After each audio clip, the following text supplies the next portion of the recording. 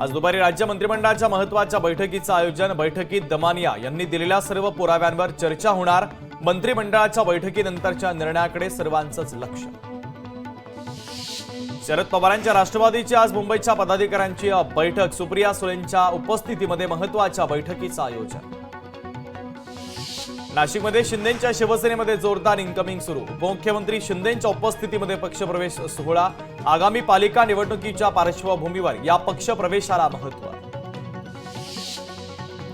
अंजली दमानिया यांच्याकडून धनंजय मुंडेंबाबत पुरावे अजित पवार यांच्याकडे सादर। या संदर्भात अजित पवार आज मुख्यमंत्री फडणवीसांसोबत करणार सविस्तर चर्चा।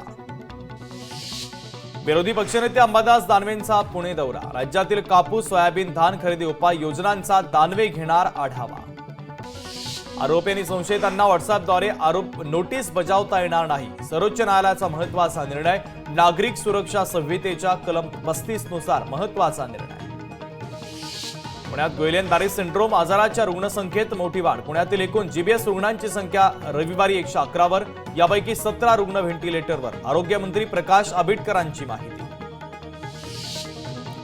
आरटी अंतर्गत राज्यातील खासगी शाळांतील 25% राखीव जागांवरील प्रवेश प्रक्रियेतील अर्जांसाठी मुदतवाढ। आता पालकांना 2 फेब्रुवारीपर्यंत अर्ज करता येणार।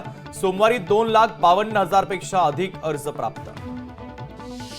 पुण्यात पीएमपीएलच्या 2 नव्या ई-बस स्थानकांची निर्मिती करण्यात येणार। चरोली हिंजवडीमध्ये नवे प्रस्तावित डेपो। नव्या बस स्थानकांची निर्मिती झाल्यास पुण्यातील ई-बस स्थानकांची संख्या 7 वर पोहोचणार।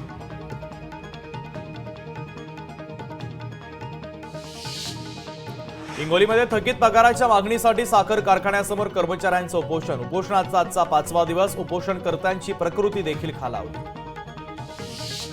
धनंजय देशमुख आता अंतरवाली सराटीमध्ये उपोषण करणार। धनंजय देशमुख यांच्यासह मस्साजोगमधील ग्रामस्थ रात्री अंतरवाली सराटीमध्ये दाखल। मनोज जरांगे पाटलांच्या उपोषणाला भेट देत दिला पाठिंबा। महाराष्ट्राच्या वित्तीय आरोग्य निर्देशांकात 4थ्या क्रमांकावरून 6व्या क्रमांकापर्यंत घसरण। नीती आयोगाच्या आरोग्य निर्देशांक अहवालातून माहिती समोर। राज्यात रेडी रेकनरच्या दरामध्ये 1 एप्रिलपासून होणार 10% वाढ। फ्लॅटचे जमिनीचे भाव वाढणार। सरकारला वार्षिक 75,000 कोटी रुपयांच्या महसुलात वाढ होण्याची अपेक्षा। सरकारने घेतला मोठा निर्णय। गडचिरोली जिल्हा मलेरियाग्रस्त जिल्ह्यांपैकी एक। गडचिरोलीमधून येत्या 3 वर्षात मलेरिया हद्दपार होणार। मलेरिया हद्दपारीसाठी विशेष कृती दल। मुख्यमंत्री फडणवीसांचे आदेश। राज्यातील स्थानिक स्वराज्य संस्थांच्या निवडणुकांबाबत आज सुनावणी। सर्वोच्च न्यायालयामध्ये होणार सुनावणी। सर्वोच्च न्यायालयाच्या निर्णयाकडे राज्याचं लक्ष। अमरावतीमध्ये एका कार्यक्रमात खासदार अनिल बोंडे, माजी मंत्री बच्चू कडू आणि खासदार बळवंत वानखडे एकाच मंचावर। खासदार अनिल बोंडे यांच्या समोरच बच्चू कडू यांची उपरोधिकपणे टोलेबाजी। अकोल्यामध्ये सोयाबीन खरेदीचं उद्दिष्ट 10,000 मेट्रिक टन वाढवण्यात आलं। भाजपचे आमदार रणधीर सावरकरांच्या पाठपुराव्याला मोठं यश। उल्हासनगरमध्ये बांगलादेशींची माहिती देणाऱ्यांना शिवसेनेकडून मिळणार बक्षीस। याच अनुषंगाने शिवसेना शहर प्रमुख राजेंद्र सिंग भुल्लर यांनी शहरामध्ये लावले बॅनर। भिवंडीमध्ये ठाकरेंच्या शिवसेनेतील अनेकांनी शिंदेंच्या शिवसेनेमध्ये केला पक्षप्रवेश। शिवसेना पक्षाचे उपनेते रुपेश म्हात्रे यांच्या उपस्थितीमध्ये अनेक कार्यकर्त्यांनी केला पक्षप्रवेश।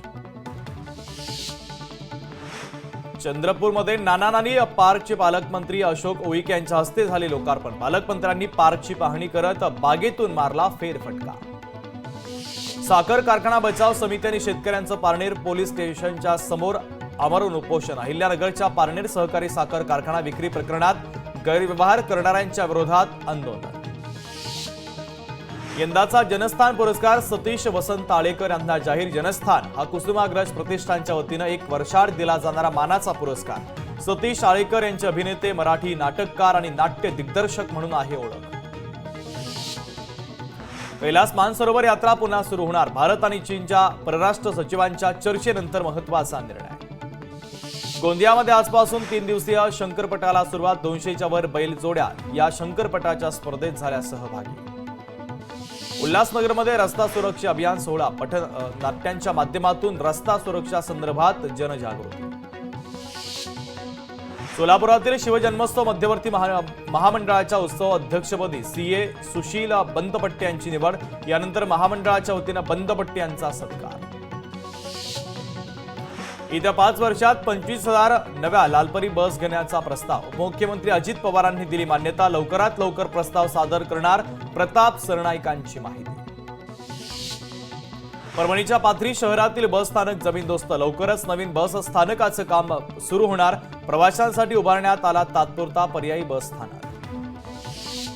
भिवंडीतील कामवारी नदीला अतिक्रमण आणि प्रदूषणाचा विळखा. याकडे प्रदूषण नियंत्रण महामंडळ आणि स्थानिक महापालिका जिल्हा प्रशासनाचं मात्र सर्रासपणे दुर्लक्ष.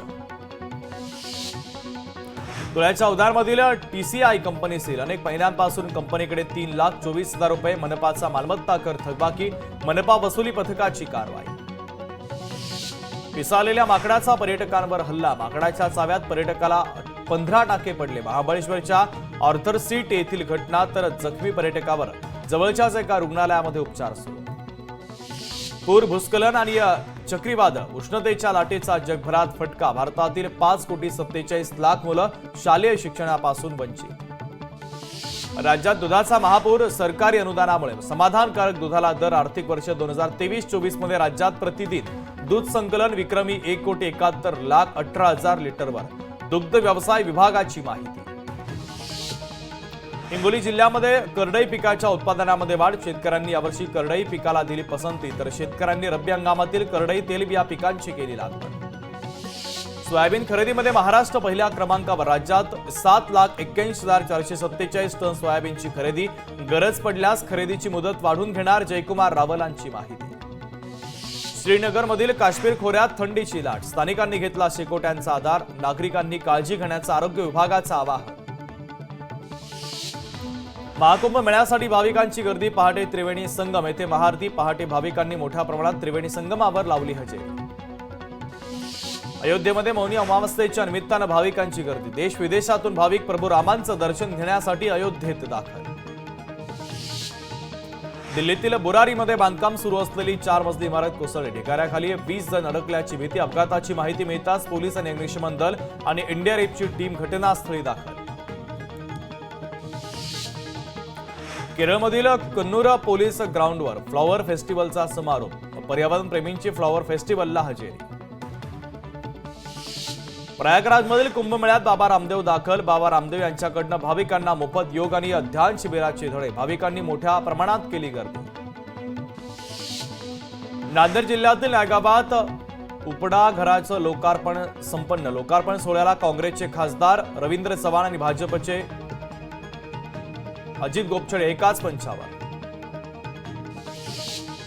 धाराशिवच्या माणकेश्वरमधील महादेव मंदिर आणि लक्ष्मीआई मंदिराच्या दरम्यान संरक्षक भिंत हटून गेट बनवण्याच्या मागणीसाठी उपोषण. जोपर्यंत मागणी मान्य होत नाही तोपर्यंत उपोषण सुरूच ठेवण्याचा इशारा. एसटी दरवाढीच्या विरोधात ठाकरेंची शिवसेना आक्रमक. आज पुणे कोल्हापूरमध्ये ठाकरेंच्या शिवसेनेच्या वतीने एसटी तिकीट दरवाढीच्या विरोधात आंदोलन. अमरावतीच्या सोनरी गावात विद्युत खांबावर बसून शेतकऱ्यांना केलेलं अनोखं उपोषण अखेर मागे. रस्त्यावरील विद्युत खांब बाजूला करण्याचं आश्वासन दिल्यानंतर उपोषण मागे घेण्यात यश. अभिनेत्री रश्मिका मंदानाच्या पायाला जिम करताना दुखापत. रश्मिकानं नुकतीच इंस्टाग्रामवर तिच्या दुखापतीच्या संदर्भात दिली अपडेट. महाराणी येसुबाईंची भूमिका साकारायची संधी मिळाल्याबद्दल व्यक्त केली कृतज्ञता. रेमो डिसूजाची महाकुंभ मेळ्याला भेट. अंगावर काळी शॉल पांघरत गंगा घाटाच्या परिसरामध्ये मारला फेरफटका. बोटीमध्ये बसून गंगेतल्या एका शांत जागी बसल्याचा व्हिडिओ देखील आला समोर. डोंबिवलीमध्ये पुन्हा एकदा मराठी विरुद्ध अमराठी वाद. सत्यनारायण पूजा आणि हळदी कुंकू कार्यक्रमाला सोसायटीमधील अमराठी नागरिकांचा विरोध. पंढरपूर तालुक्यातील भीमा नदीमध्ये अवैध वाळू उपसा करणाऱ्या 11 जणांना तडीपार. वाळू तस्करांना 2 वर्षासाठी सोलापूर जिल्ह्यातून करण्यात आलं तडीपार. परभणी तालुक्यातील पारवा शिवारात 2 जानेवारीला एका महिलेवर सामूहिक अत्याचार. पोलिसांकडून एका आरोपीला देखील अटक. तर 8 ते 9 आरोपी अद्यापही फरार. पुण्याच्या कामराज नगरमध्ये कोयत्यानं गाड्यांची तोडफोड करत दहशत माजवण्याचा प्रयत्न. तोडफोडीची संपूर्ण घटना सीसीटीव्ही कॅमेऱ्यामध्ये कैद. अंबरनाथमध्ये कर्मचाऱ्यांना गोडाऊनमधून चोरले लाखोंचे इलेक्ट्रॉनिक गॅजेट. आरोपी कर्मचाऱ्याला पोलिसांनी ठोकल्या बेड्या. एकूण 1,06,000चा मुद्देमाल करण्यात आला जप्त. अंबरनाथमध्ये ड्राय डेच्या दिवशी मद्य विक्री. पोलिसांनी केला सुमारे 40,000चा मद्यसाठा जप्त. अवैध दारू विक्री करणाऱ्या दोघांवर पोलिसांनी केली कारवाई. बदलापूरमध्ये फेरीवाल्यांवर नगरपालिकेची धडक कारवाई. जेसीबीने अनधिकृत स्टॉल्स केले जमीनदोस्त. यानंतर आठवडी बाजारावरही होणार कारवाई. कोल्हापूरच्या टाकवडेमध्ये भीषण आग. आनंदी स्वीट्स अँड नमकीन कारखान्याला आग. भीषण आगीमध्ये सुमारे 25 टन तयार विविध खाद्यपदार्थ कच्चा माल भस्मसात. शॉर्ट सर्किटमुळे आग लागल्याचा प्राथमिक अंदाज. वाशिमच्या रिसॉर्टमध्ये जिजाऊ चौकात भीषण आग. आगीमध्ये 2 दुकानं जळून खाक. आगीचं कारण मात्र अद्याप अस्पष्ट.